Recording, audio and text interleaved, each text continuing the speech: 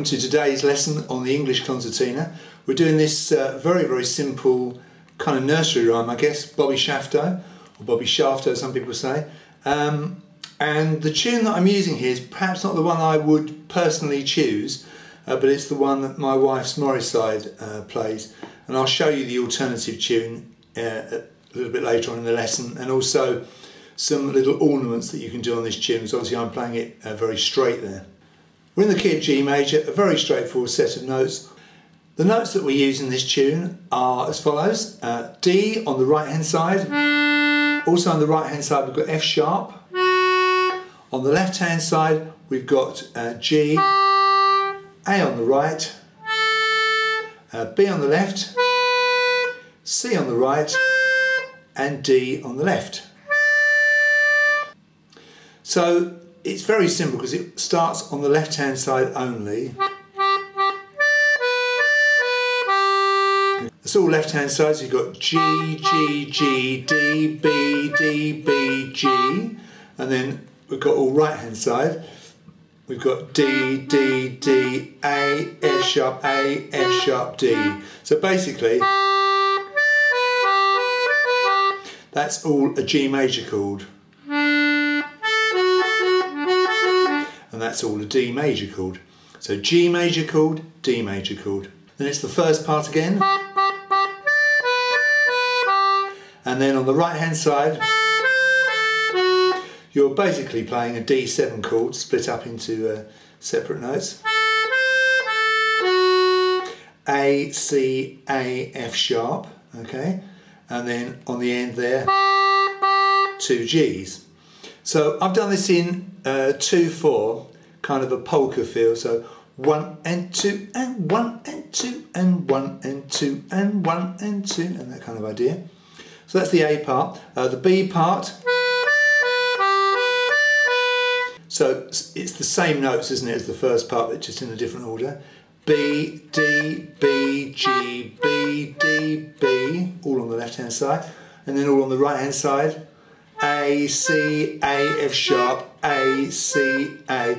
Now that time of course it uses the D7 chord rather than the D major chord, because you've got that C note, okay?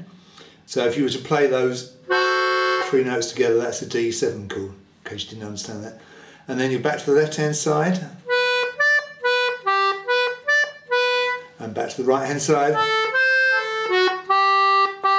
It's a very straightforward tune, isn't it? So this alternative tune, the tune that I would probably play if it was left to me, I would change that note for this note. So in other words, instead of playing D on the last part of the first part, I would play a C.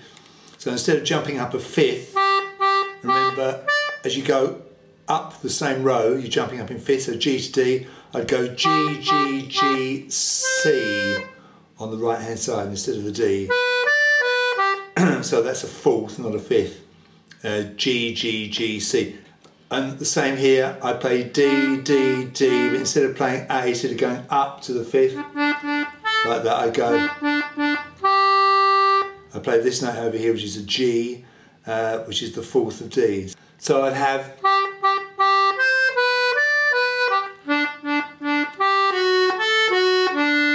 Okay, well that's just my own personal preference. Who's to say who's right? These folk tunes do have a habit of being changed over the years. So played like that, it's a really simple, straightforward tune. Let's put a few ornaments in the B part.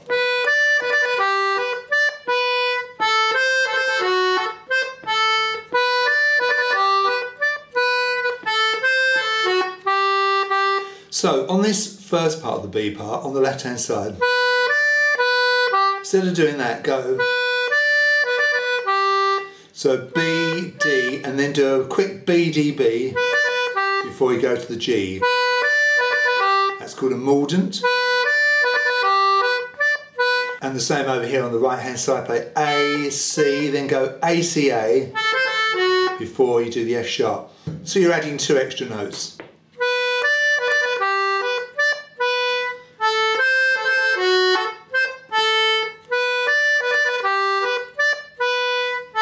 And that's the same on the end.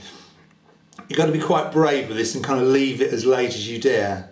If you make it sort of too rounded too early, it doesn't sound so great. So you're going to try and do it like this.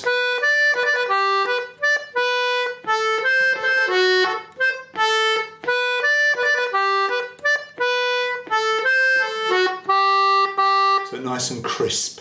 So that's all on that one, and I hope you enjoyed today's lesson.